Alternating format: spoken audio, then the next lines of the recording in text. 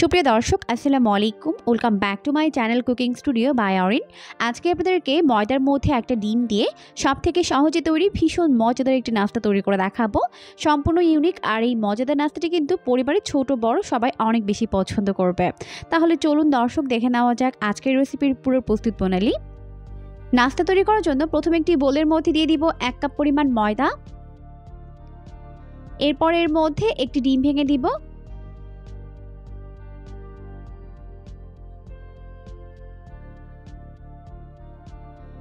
এরপর এখন এর মধ্যে অ্যাড করে দিচ্ছি 1/4 টিস্পুন পরিমাণ লবণ।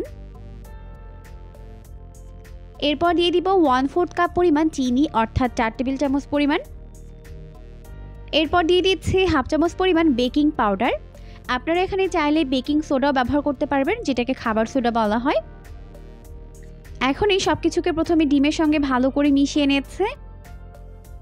তো এখানে খুবই সামান্য পরিমাণে একটু পানি অ্যাড করে নিলাম, যাতে করে চিনিগুলো খুব দ্রুত গলে যায়। খুব বেশি পানি দেওয়ার কিন্তু দরকার নেই, খুবই অল্প পরিমাণে পানি দিতে হবে। প্রায় 3 টেবিল চামচ পরিমাণ মতো পানি আমি এখানে দিয়ে দিয়েছি। দিয়ে খুব ভালো করে এখন এটাকে মেখে নিচ্ছে। মেখে একটি সফট ডো তৈরি করে নিতে হবে। তো ভালো করে মেখে আমি এরকম একটি সফট ডো তৈরি করে নিয়েছি। এখন উপরে একটু সয়াবিন তেল লাগিয়ে ঢেকে রেখে দিব প্রায় 10 মিনিটের জন্য। এই 10 মিনিটের মধ্যে ডোটি ভালোভাবে সেট হয়ে যাবে। তো ফিরে এলাম 10 মিনিট পর, আর এখন কিন্তু ডোটি ভালোভাবে সেট হয়ে গেছে। তো ডোটি ভালোভাবে সেট হয়ে গেছে। এখন এই ডোটিকে আমি 2টি ভাগে ভাগ করে নিচ্ছি। এরপর একটি ভাগ রেখে অপর একটি ভাগ আমি হাতের মধ্যে নিয়ে এরকম একটি গোলাকার শেপ দিয়ে নিচ্ছি। এখন একটি সমতল জায়গায় অল্প একটু ময়দা ছড়িয়ে নিব। এরপর এটাকে বেলে নিব। তো চারপাশে ঘুরিয়ে ঘুরিয়ে এখন এটাকে যথেষ্ট পাতলা করে বেলে নিতে হবে। তবে খুব বেশি পাতলা না, আবার খুব বেশি মোটাও না। আমরা যেরকম রুটি পরোটা খাই ওর থেকে কিছুটা মোটা হবে। আমি এর পুরুত্ব আপনাদেরকে দেখিয়ে দিচ্ছি। তো দেখতেই পাচ্ছেন এরকম পুরুত্বের হবে।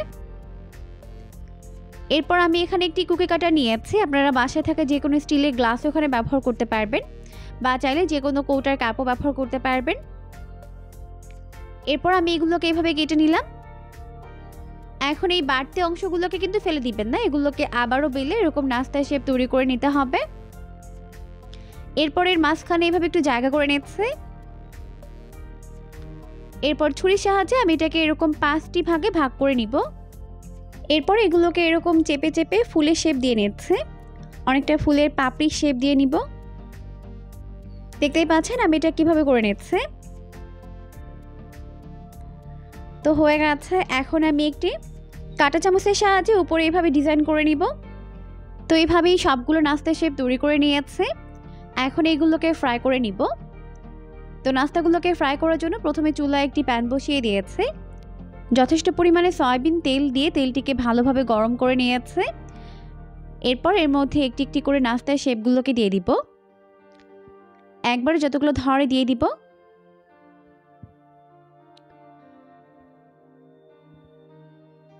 তো এখন এই নাস্তাগুলোকে প্রায় 1 মিনিটের মতো একটা সাইড ফ্রাই করে নিব।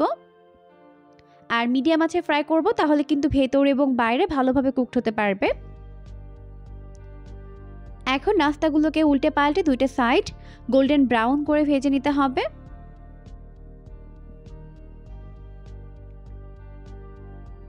তো এই পর্যায়ে চুলার আঁচটিকে হাই ফ্লেমে করে দিয়ে উল্টে পাল্টে 2টা সাইড গোল্ডেন ব্রাউন করে ভেজে নিচ্ছে।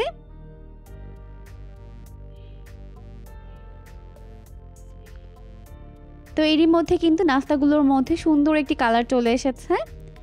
এখন এগুলোকে ভালোভাবে তেল ছড়িয়ে তেল থেকে উঠিয়ে নিব।